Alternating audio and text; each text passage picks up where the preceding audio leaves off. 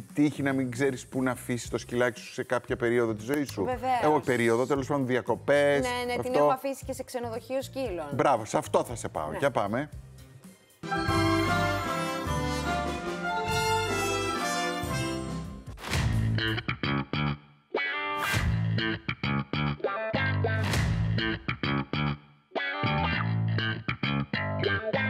Όμορφες μουσούδες τριγυρνούν εδώ και εκεί στους χώρους για συνεχές παιχνίδι. Κουνούν χαρούμενα την ουρά τους και παίζουν στα 5 playground. Μετά ξεκουράζονται στα ξύλινα σπιτάκια τύπου σαλέ. Τρέχουν στους προσωπικούς κήπους με δέντρα και φυσικές σκιές. Και έπειτα πλατσουρίζουν στις προσωπικές τους πισίνες. Με λίγα λόγια κάνουν τις διακοπές τους όταν οι γονείς τους πρέπει να απουσιάσουν.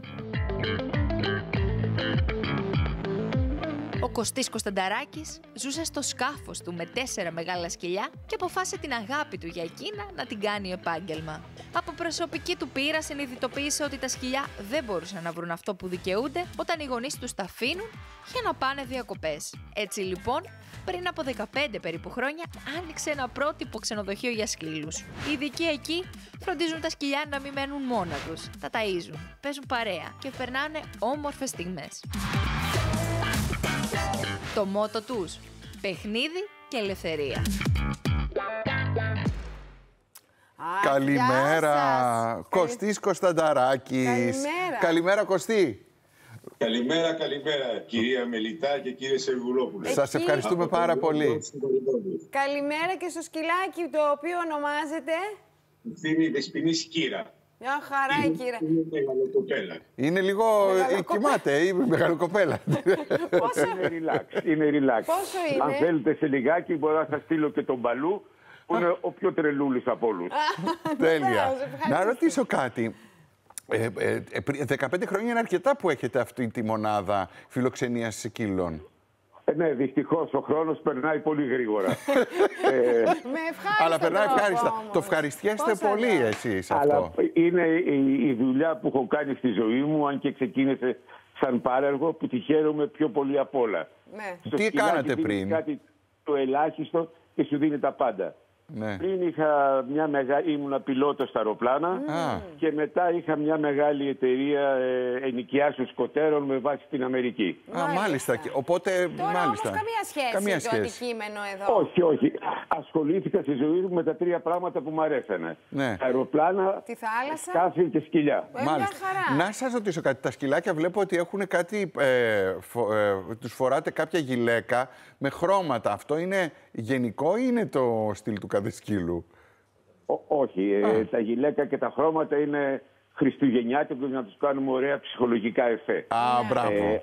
Αλλά το χειμώνα όταν κάνει κρύο, Ναι. επειδή παρόλο που έχουμε θέρμανση μέσα σπιτάκια, Ναι. τα σκυλιά μπαινοβγαίνουνε, Ναι. τους φοράζουμε και πουλοβεράκια ώστε να μην κρυώνουν με το μέσα έξω. Έχουν το καθένα το δικό του σπιτάκι και προαυλίζονται κιόλας. Όλα μαζί, μάλλον τα πιο κοινωνικά φαντάζομαι. Γιατί όσα είναι πιο επιθετικά κάνουν μόνοι τους παρέα. Εντάξει, όσο πιο πολύ ελευθερία έχουν τα σκύλια, όπως και τα παιδιά. Ναι. Όσο πιο πολύ ελευθερία, τόσο πιο ευτυχισμένα είναι, τόσο πιο καλά περνάμε όλοι μαζί. Να. Οπότε η χώρη μας είναι πελώρη, δηλαδή δεν είναι ένα τυπικό κλουβάκι.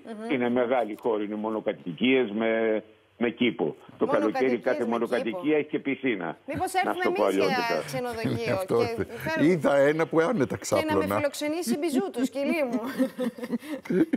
Να σας ρωτήσω κάτι. Ναι. Υπάρχει ένα πρόγραμμα, ας πούμε, το πρωί. Τι γίνεται, τι κάνουνε?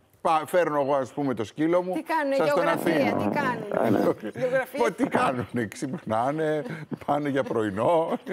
Θα σας πω το πρόγραμμά τους, αν και η λέξη πρόγραμμα με τρομάζει λίγο.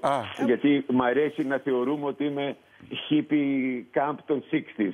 Με πολύ ελευθερία. Μάλιστα. Αλλά επειδή πρέπει και σε αυτό ακόμα να υπάρχει πρόγραμμα, όταν το πρωί κατά τις 6.30-7.30 ξυπνάνε, περνάνε, τους ταΐζουμε μέσα στα σπίτια τους και ξεχωριστά. Εκεί τους χωρίζουμε να τρώνε ξεχωριστά. Και εν συνεχεία αρχίζουν κατά ομάδες και βγαίνουν έξω στα playground. Να παίξουν. Αλλά το κλειδί, ας πούμε, η διαφορά που πιστεύω ότι έχω πετύχει είναι ότι επειδή στα playground, όσο και playground να έχει, έχω 5 playground, δεν φτάνει να βγαίνουν συνέχεια τα σκυλιά συνέχεια, παρά μονάχα best case σενάριο 1-2 ώρες. Ναι. Έχω φροντίσει και οι χώροι που ζουνε να είναι και από μόνοι τους μικρά playground. Να έχουν Μεγάλη παιχνίδια. και ευρύχωρη, ναι. Οπότε συνέχεια να παίζονται και να κουράζονται. Την πισίνα Και την το κλειδί κάνουνε. αυτό είναι η κούραση. Ναι. Γιατί εμένα το δικό μου το σκυλάκι, ας πούμε, δυσκολευόταν με την πισίνα. Τα πιο... Καλά, δεν τα βουτάνε με το ζόρι. Όχι, λέω, δεν της αρέσει. Εντάξει, θάλασσα. υπάρχουν σκυλιά τα οποία είναι λιγότερο κοινωνικά. Ναι. Η προσπάθεια μου είναι να κοινωνικοποιήσω τα σκυλιά όσο πιο νωρίς γίνεται, μέσα σε ένα κύκλο ασφαλείας βεβαίως, Βεβαίως. επίβλεψη πάντοτε, Ναι. και από τη στιγμή που θα κοινωνικοποιήσω το σκυλί και θα αρχίζει να παίζει, Ναι. έχω πετύχει και εγώ το έργο μου, δηλαδή να φύγει το σκυλί πίσω ευτυχισμένο. Μάλιστα. Έτσι πρέπει. Να ναι, ναι. Ναι, Και παρακαλώ. εμείς να είμαστε ήσυχοι ότι το σκυλάκι μας είναι κάπου που το φροντίζουν και το αγαπάνε. Βέβαια. Και Όταν έχουμε καθαρά. κάπου να πάμε. Να ρωτήσω κάτι που είμαι... Ναι.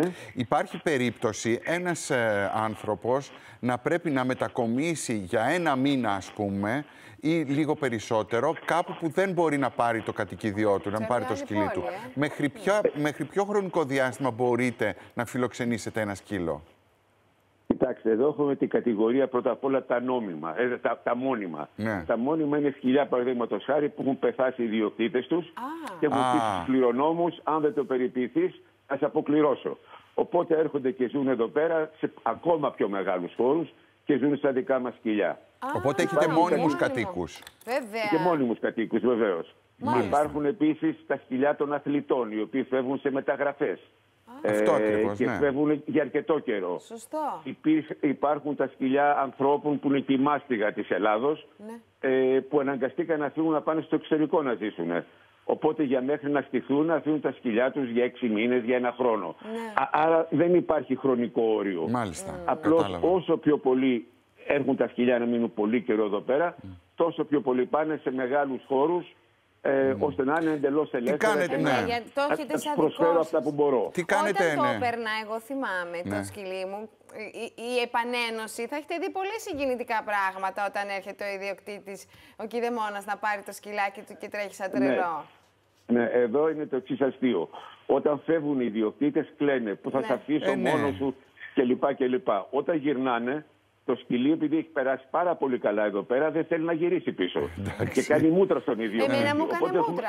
Α, μπράβο, Οπότε αυτό. έχουμε πάλι κλάματα. Δεν μου μίλαγε. Συγχώρεσέ με που σ' άφησα, θα σε ξαναγαπήσω, θα περάσει καλά μαζί μου.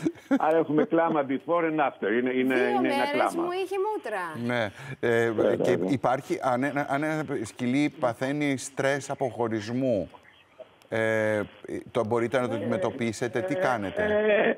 Κατά 99% ναι. Είναι ελάχιστα τα σκυλιά που είναι τόσο ανθρωπόσκυλα που δεν μπορείς να τα κοινωνικοποιήσεις πια.